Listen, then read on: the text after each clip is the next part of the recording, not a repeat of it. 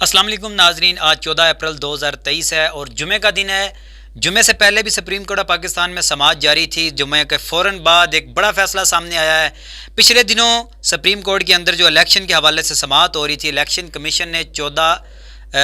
Commission کو 14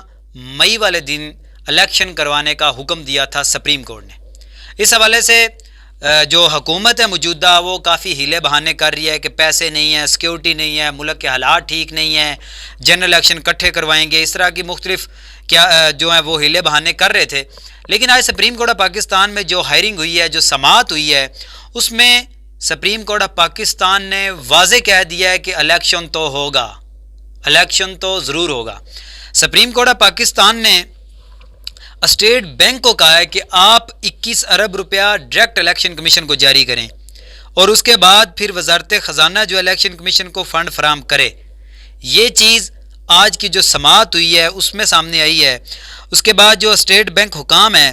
انہوں نے سپریم کورٹ سے حکم جاری کرنے کا مطالبہ بھی کیا ہے کہ آپ حکم جاری کریں کہ یہ ہمیں پیسے دیں،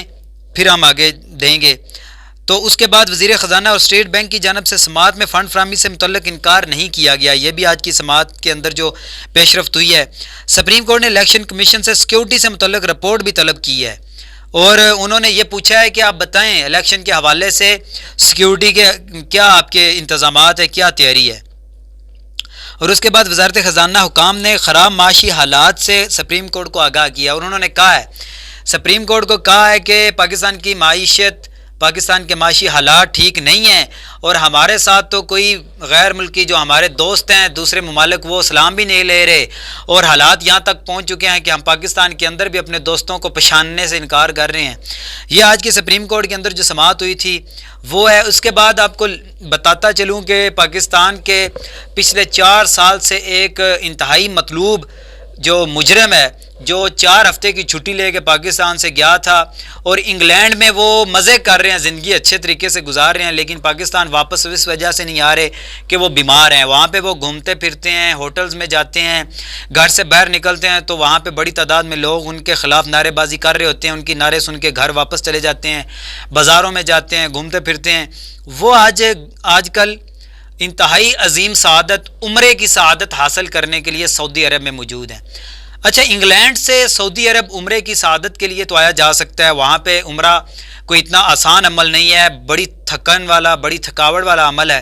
اچھا، اس کے لیے تو وہ آ سکتے ہیں لیکن پاکستان نہیں آ سکتے۔ اس کی کیا وجہ ہے کہ اس کے چھوٹے بھائی نے 4 ہفتوں کی چھٹی لے کے ایک عادی مجرم کو 4 ہفتوں کی چھٹی لے کے دی تھی کہ وہ دوائی لینے جا رہا ہے، میں اس کی تسلی دیتا ہوں کہ یہ واپس آئے گا۔ پھر پاکستان میں یہ بھی دیکھا گیا کہ وہ جس نے گواہی دی تھی، تسلی ہوتا کیا پاکستان کے اندر، کسی بندے کو اگر آپ ضمانت دلواتے ہیں یا کسی کو پھنسے ہوئے حالات سے نکلوانے کے لیے آپ اپنی گواہی دیتے ہیں کہ وہ بندہ بھاگ جائے تو اس کی جگہ پہ گواہ جو ہے وہ پکڑا جاتا ہے۔ لیکن پاکستان کے اندر عجیب ہی قانون ہے کہ جس نے گواہی دی تھی اس کو وزارت عظمیٰ کی سیٹ پہ بٹھا دیا گیا ہے اور جو 4 ہفتے کی چھٹی لے کے گیا ہوا تھا وہ مزے کر رہا ہے۔ ابھی ہونا تو یہ چاہیے کہ وہ عمرے کی سعادت تو حاصل کرنے آ گئے ہیں، گھوم پھر رہے ہیں، وہاں پہ وہ سارے جتنے بھی مناسب ہیں وہ ادا کریں گے، لیکن پاکستان نہیں آئیں گے، وہاں سے واپس چلے جائیں گے۔ اور اس کے ساتھ ہی سوشل میڈیا جو ہے ان کا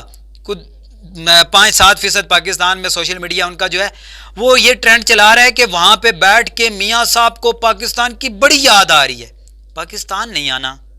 یادیں یہ باہر ہی آتی ہیں، پاکستان نہیں آنا۔ مریم نواز صاحبہ بھی جو عمرے کی سعادت حاصل کرنے کے لیے گئی ہوئی ہیں، پچھلے دنوں منصور علی خان کے ایک انٹرویو میں بہت ساری چیزیں کھل کے سامنے آئی ہیں۔ وہ انٹرویو جو ہے وہ لیک کیسے ہوا ہے یہ بھی بڑی ایک دلچسپ سٹوری سامنے آ رہی ہے۔ اس میں ذرائع کا یہ کہنا ہے کہ منصور علی خان صاحب نے وہ ویڈیو خود لیک کی ہے۔ جب انٹرویو ہو رہا تھا، یہ ریکارڈ ہو رہا تھا، اس وقت یہ باتیں ہوئی تھی تو اس وقت ایک ڈیل ہوئی تھی کہ آپ یہ جو چیزیں ہیں ان کو ایڈ نہیں کریں گے، اس کے بدلے میں جو بھی ان کی ڈیل ہوئی تھی وہ جب انٹرویو دینے والے کی طرف سے وہ ڈیل کمپلیٹ نہیں ہوئی تو منصور علی خان صاحب نے خود ہی وہ جو ویڈیو ہے وہ لیک کی ہے اور بعد میں انہوں نے یہ بھی کہا ہے کہ میرے سٹاف کے لڑکوں نے لیک کی ہوگی، اس کے اوپر انہوں نے کوئی زیادہ اس پہ زیادہ بات نہیں کی۔ لیکن ذرائع کی طرف سے جو باتیں سامنے آ رہی ہیں وہ یہی ہیں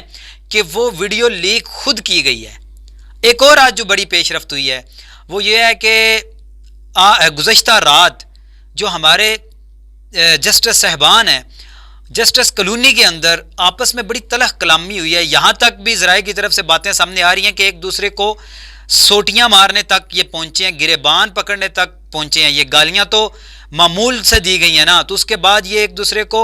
زد و کوب کرنے کے لیے بھی ایک دوسرے کے اوپر لپکے ہیں. ابھی اس کے اندر کس حد تک سچائی ہے یہ تو عینی شاہدین ہی بتا سکتے ہیں, لیکن پاکستان کے جو موجودہ حالات ہیں یہ خراب کیوں کیے جا رہے ہیں؟ کیا اس کے پیچھے پھر وہی عوامل تو نہیں ہے کہ پاکستان میں الیکشن نہ ہو, پاکستان کی معیشت الیکشن کے بعد بہتر ہو جائے گی, اور ان کا مقصد یہ ہے کہ پاکستان کی معیشت کو ہم نے بہتر نہیں ہونے دینا, کیونکہ شہباز شریف صاحب خود یہ کہہ چکے ہیں کہ 11 مہینے سے ہم ممالک کو راضی کرنے پہ لگے ہوئے, لیکن ہمارے اوپر کوئی بندہ اعتماد نہیں کر پا رہا, کوئی ہمیں پیسے نہیں دے رہا, تو کیسے یہ معیشت ٹھیک ہوگی, کیسے یہ ملک بہتر ہوگا؟ اس کا واحد حل یہی ہے جنرل الیکشن ہو, پورے پاکستان میں ایک ساتھ حکومت بنے, جس کی بھی بنتی ہے جو بھی زیادہ ووٹ لے کے آتا ہے وہ پاکستان میں اپنی حکومت بنائے اور پاکستان کی معیشت کو ٹھیک کرے. سلیم صافی صاحب کی طرف سے بھی برف پگھل چکی ہے, ان کی طرف سے بھی ٹویٹ کیا گیا ہے کہ ایک بندہ جو بیماری کی حالت میں عمرہ تو کر سکتا ہے لیکن پاکستان نہیں آتا, یہ سوچنے کا مقام ہے. اسے چاہیے کہ وہ پاکستان آئے اور اپنے کیسز کا سامنا کرے. لیکن دیکھا جائے تو پاکستان میں ایک سال کے اندر درجنوں سے زیادہ کیسز معاف ہو چکے ہیں, انتہائی سنگین نوعیت کے کیسز, جن کے اندر ایسے کیسز بھی تھے جس میں عمر قید ہونے کی بھی چانسز تھے, وہ معاف ہو گئے ہیں. قانون بدل دیے گئے ہیں, نیب ختم کر دی گئی ہے, ہمارے جو دیگر ادارے ہیں انہیں تباہ کر دیا گیا ہے. لیکن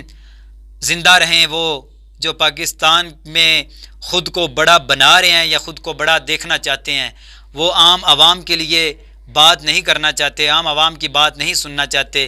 یہی وجہ ہے کہ وہ پاکستانی عوام کو جانوروں سے بھی بدتر سمجھتے ہیں. دیکھتے رہیں میرا یوٹیوب چینل اور اپنی رائے کا اظہار لازمی کریں, اور ہمارے استاد ارشد شریف کو سلام پیش لازمی کریں.